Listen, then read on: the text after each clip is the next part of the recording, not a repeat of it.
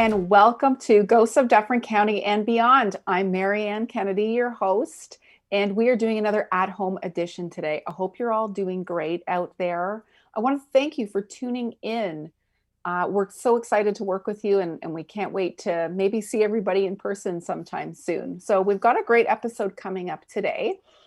I have a wonderful guest. Can't wait to introduce you to her. Her name is Caron Shepley. Now, Caron is a lifelong animal lover and animal advocate. To date, she's raised over $800,000 for animal rescues. And she's also an animal communicator and an animal medium. So you're not surprised to have her on the show with us today. Caron, welcome to the show. Thank you, Marianne. I'm so happy to be here. Fantastic. Caron, for any of our viewers at home who don't know, maybe you can help us understand what is an animal communicator and an animal medium. Yeah. Well, an animal communicator talks to or communicates with live animals. So they communicate telepathically. Now, an animal medium communicates with animals in spirit. So usually an animal communicator will do both. But I like to distinguish between, an animal communicator and an animal medium, or I like to describe myself as both because often people don't realize that an animal communicator can talk to animals in spirit. Well, that's fantastic. That's super interesting. Tell us what brought you to this unique work, Caron? Yeah, it started with doing mediumship, and I was training as a medium with yours truly. So as I was doing that, I noticed that a lot of animals were coming forward in my readings. And I realized it gave people a lot of peace and happiness to connect with their animals in spirit. And a lot of times people didn't realize they could do that.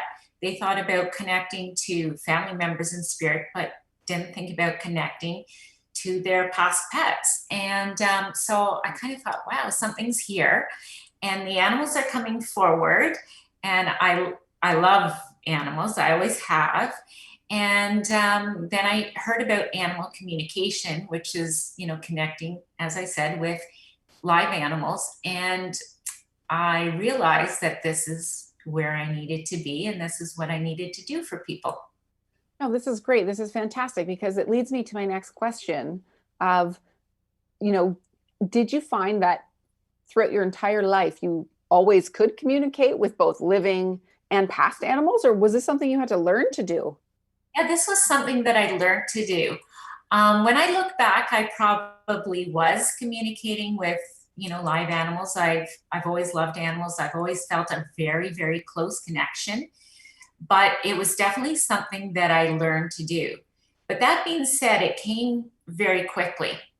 So I think that is for a couple of reasons. One, it was because I sort of had been doing it already, just without realizing it. And another reason was I think this is just what I was meant to do. Yeah. I love that. And that's why the animals showed up in the readings. They were kind of pushing me to say, you should be doing this, so. Well, I find that really interesting because, I always say to new students of mediumship, when spirits start to become aware that you are aware of them, they tend to present an awful lot more to you. You start to perceive them and be aware of them in some ways. And I just think that that's interesting because, if it's part of the journey, it's part of the journey. And in your case, it's the animals that really started showing up more in the readings. They started noticing that you could notice them, and then, they just sort of pop up a little bit more. And I just find that fascinating because it really doesn't matter the species. It seems to be really the same experience within that sort of realm of mediumship or being that conduit between worlds, So, what do you think, Caron? Do you think that anyone can learn to communicate with animals, or do you think, maybe only certain people can? I think anyone can learn. I think a lot of people just do it naturally. If you have a pet or if you have an animal at home, you probably are doing it. You just don't realize it. So it's about honing the skill a little bit more. But that being said, I think that some will be a little bit better at it than others. And also the other thing is sometimes hard to connect to your own pet because you know so much about them. You probably know what they're going to say if you ask them a question. So that makes it a little difficult. But that being said, I think anyone can do it. It's just that they have to maybe, take a course or whatever to understand, the nuances of it a little bit. Yeah, I mean, I find that again, there's so many parallels between, animal mediumship and human mediumship in that, a lot of folks seem to or can have trouble, seeming trouble, whether it's perceived or real, trouble connecting with their own loved ones in spirit. But I always say to them, those are actually the folks that you'll have the strongest immediate connections with. The trouble is that because you know so much about them, you dismiss information as things that you already knew, or very subtle cues and indications from the spirit person, which is how spirits communicate with us. It's very subtle. You might just sort of write it off as anything else going on in your day. And so while folks think they're not in communion with their own family, often they are. It's just the doubtful mind comes in, because just as you say, Caron, right? If we were to ask our pet a question, if we've known this pet for long enough, we tend to know what their sort of inner feelings, needs, or desires are. And so, if we ask a question, we might believe that it's our own mind delivering us an answer, when in actual fact, there's probably communication going on. I find that fascinating. And I found that with, a lot of folks will ask me too, I communicate with animals as well, but I don't do it as a professional practice because it's unlike you, it's just not part of the calling of the work that I do. But folks ask me this, and I often say, I don't really consider myself as such because it's so ordinary for me to, be in the barn with my horses, or, be in the house with the pets. And I'll just know, again, there's some telepathic communication going on, but I don't perceive it as something being projected towards me. I just perceive it as something I know in that moment. But I understand that that is information that's available through them coming to me. I just don't perceive it as a conversation that I'm having with them. Right.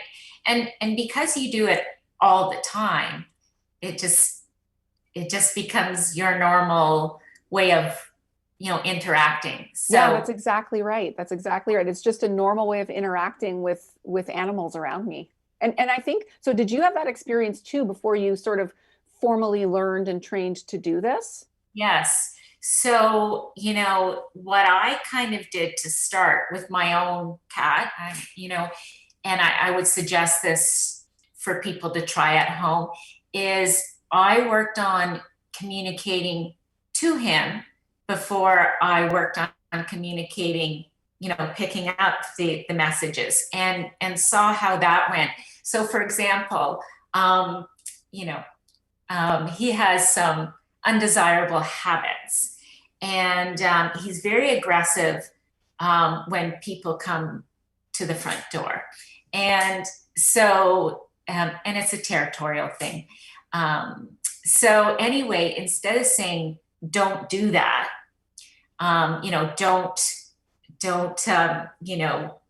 what he would kind of do is run at people when I open the door, and he'd be very aggressive. Instead of saying, don't do that, I would say, can you be nice to people when they come to the front door? Because when you say, don't be aggressive, think about what the thought that you're forming in your mind. You're recalling him being aggressive. Mm-hmm.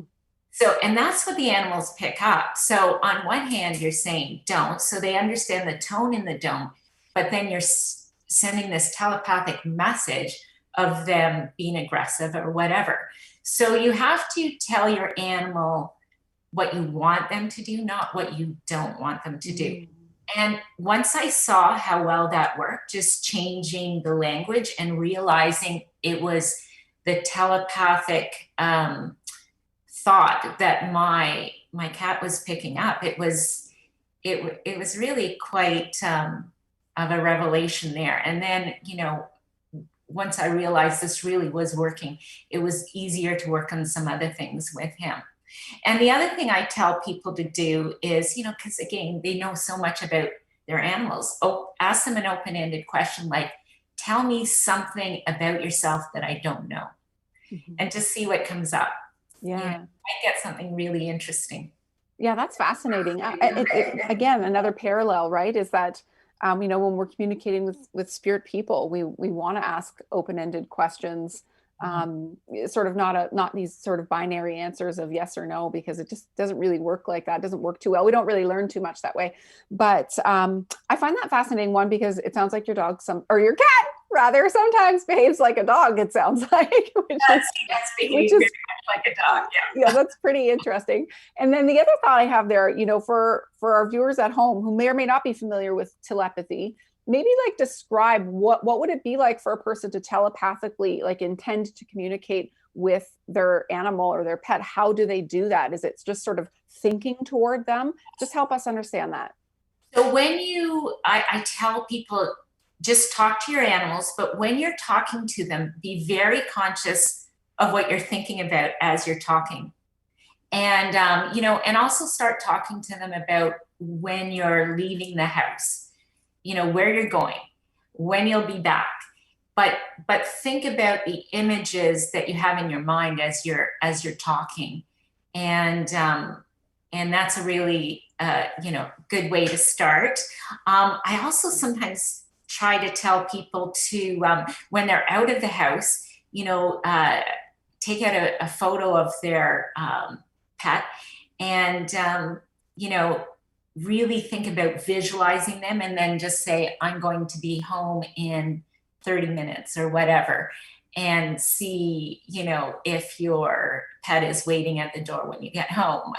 And the other really interesting thing that I have people do if they have young children is to engage your young children in terms of communicating with their pets. Because what happens is, as young children, we communicate telepathically, and that's a normal way that we communicate. And as we learn to speak, our verbal communication skills kind of take over.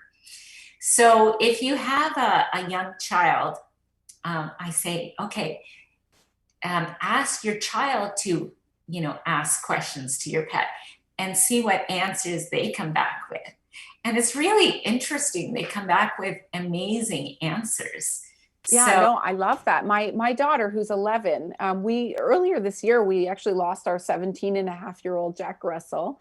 And, I have found, like, just like me, it was very ordinary for her to understand something that he needed without, of course, any verbal cues from him. And I found that to be just like particularly wonderful. It wasn't something I ever spoke to her about. It wasn't something I ever taught her. But, Jackson, our pup, would be standing in the hallway and just sort of blankly staring at us. And she would intuitively know that Jackson's out of water. I need to go get water. And she had no comprehension of how she knew that.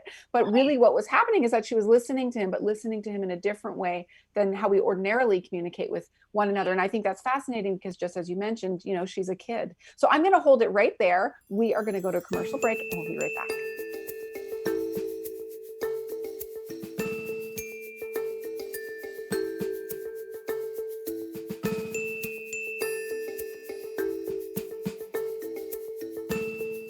Caron, earlier last year, you had actually done a reading for me, and you had communicated with my daughter's pony because I had some questions about his history long before sort of we knew him. I had some questions I wanted to know, and so I had brought you in to communicate with him. And I want to let you guys know at home that just like human mediumship, animal communication does include validation, which I find to be very, very important. I want to know before I hear information or messages from the animals that are connected with me that the person doing the communication is actually making verifiable contact with them. So I was just thrilled with your work, Caron, and I thought I just want to share this with everybody because it gave me really helpful and powerful insight into how our pony feels about certain things and how we can best work together and accommodate him and make him feel his best version of self, because that's really important to me. And so that kind of brings me to this next question. And I know some of our viewers at home will want to know this. What kinds of animals can you communicate with? well, ideally, I can communicate with any animal. Um, But domestic animals are far more willing to talk or communicate. I try to communicate to some wild animals, but wild animals are hardwired to be, you know, afraid or to avoid humans. So consequently, they don't really want to talk. So, the more domestic an animal, the easier it is to talk to them. That being said, some animals, just like some people, aren't talkative, right? So some, it's just tougher with some. But for the most part, I have always found that, given a little bit of time, they're always willing to communicate. Mhm. Yeah, I mean, that makes sense about wild animals. I completely understand that. Making contact with humans, yeah, it's just sort of like an evolutionary thing that says this is dangerous for me. That totally makes sense for me. So tell us, when you're communicating with an animal who's living here in the present or an animal who's passed, well, you know what? Maybe I'll just sort of rein it into animals who are here in the living. What are some of the things they share with you? What do they want to pass along? Well, it's interesting. There is a difference when you communicate with a live animal versus an animal in spirit. And I found a huge difference that way because live animals often want to talk about material things, whereas animals in spirit often want to talk about their memories. So, yeah, a huge difference there. In particular, dogs, they always want to talk about food. So I usually get that out of the way, that question out of the way. Okay, what's your favorite food? Because they usually want to talk about that. And it's a great validating piece for their human to know. So it's interesting. But then when you get a dog in spirit, I've never had a conversation about food with a dog in spirit, unless it's a significant memory or something like that. So but once we get, food and toys, toys is another thing. Once we get those things out of the way, then often animals want to talk about their humans and a lot of times concerns that they have for them. And it's really interesting, to understand the insight that they have for their humans. Oh my And gosh, that's yeah, so beautiful. That's so beautiful. Like that's so touching, and it also speaks to how important, I guess, we are to them. And I think that as animal lovers, I think we are aware of how important they are and how much they enrich our lives. And often they can demonstrate that back to us, which is always particularly rewarding. But I also find there's rewards in having them communicate that to someone else like yourself, and then sort of pass that back to us. Now, Caron, I understand that you have also done work in reuniting lost pets, okay, with their sort of owners or their people here. That's right? yes, Okay, yes. can you share with us maybe like a memorable experience you have around reuniting a pet here with their person?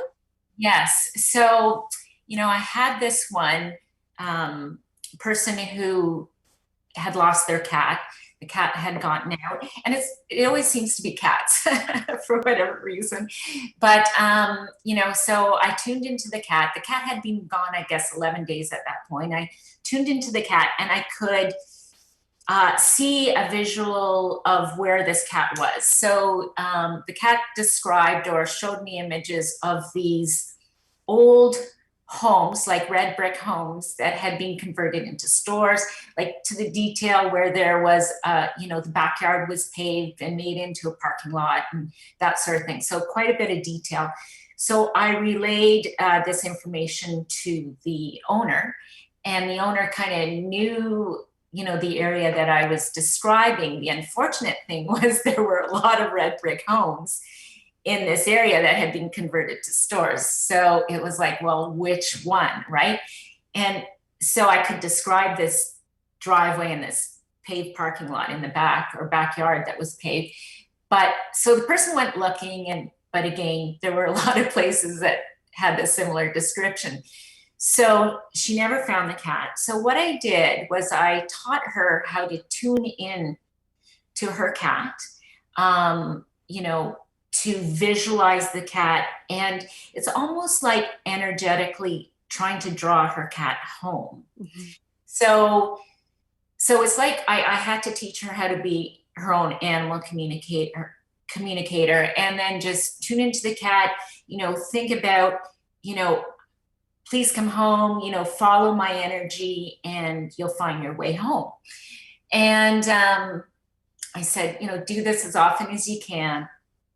And what happened was at one point, I think 24 hours after I taught her how to do this, and she said she was doing this, I tuned into the cat and I got the image of trees.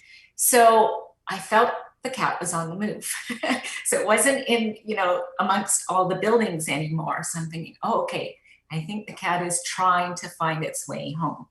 And 24 hours after that, the cat showed up back at home.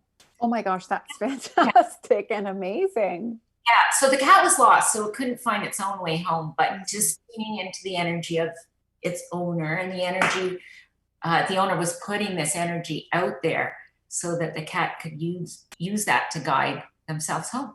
That's amazing. And they, we always say, whether work with energy or not, you have heard this notion or idea that animals, cats and dogs, are particularly sensitive to energy, things that we can't see. And this is kind of like an example of that. Even if you aren't sure what you believe in or aren't sure how it all works, this is a really good example of animals being able to tune into a frequency or tune into energy that we is not visible to us in not in an obvious way anyway. So tell us, other than something like wanting to find a pet who might be lost, which I think is a really incredible work to do. Other than that, why might someone want to bring an animal communicator in to communicate with their pet? Well, a lot of times there's behavioral issues. And when I communicate with an animal about a behavioral issue, I try not that to be the first question that I ask them.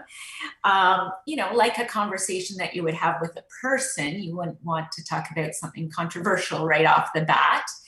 But that's often the case. And then I'm really happy to say that a lot of people contact me because they just want to understand what would make their pet happier, which is an amazing thing, really. And I was worried at the beginning that it would be more about behavior problems, but it really is. Most people contact me, they just love their animals so much and want to understand them more and make them happy. Yeah, and that totally resonates with me, right? We wanted to do the same for my daughter's pony, and I don't have him at home with me, so I'm not in regular, daily communication with him many times a week, but not daily like my other horses who are here. And I can check in with them at any time, and I know them very well, and they can communicate very easily to me, and I'm very receptive to that. So that made sense. That totally resonates with me. Didn't have anything in particular we wanted in terms of a change or no behavior issue. We just wanted to know, we wanted to talk to him, wanted to know more about him and things that were important to him. So I totally resonate with that. Now, you do this work both in person and remotely, the same way that I do my work. So help our viewers understand, how do you, if you're in person with an animal, I think that makes sense how we sort of bridge that separation in terms of ordinary communication. But what if you're remote? How do you make contact? How do you make the connection with someone's animal? Yeah. Well, as you would know, energy has no space or time.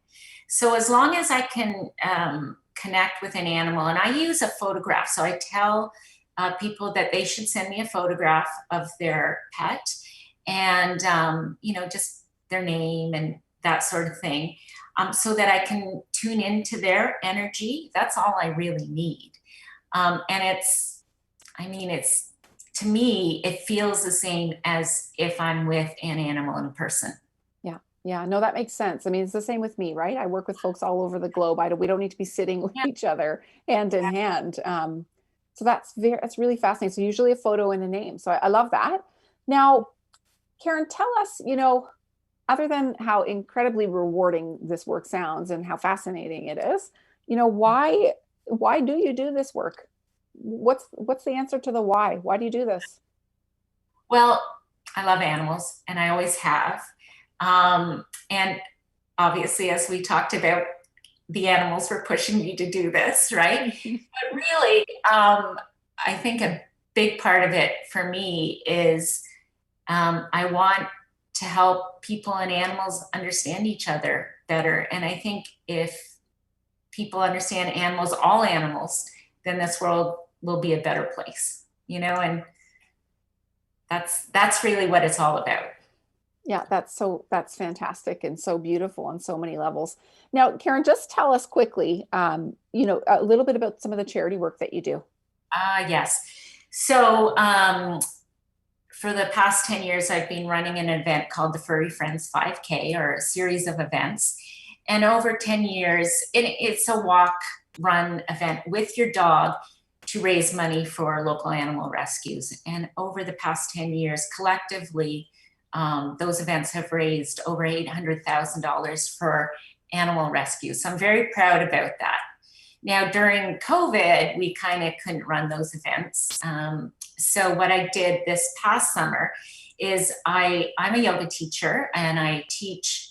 This summer I taught yoga classes on the paddleboard because we were outdoors. We could maintain the physical distance. So I thought, how can I raise some money for animals? And what I did was I started a class where it was teaching dogs to ride on the paddleboard with their owners. So I teach the owners to paddle, and the dog would teach the dog how to ride on the paddleboard with them. And oh, it went so well, and it was a great bonding experience for people and their dogs. And the classes had waiting lists and were all sold out, and it was really a wonderful thing. And it all went to charity, the fees from that class. Oh, that's amazing.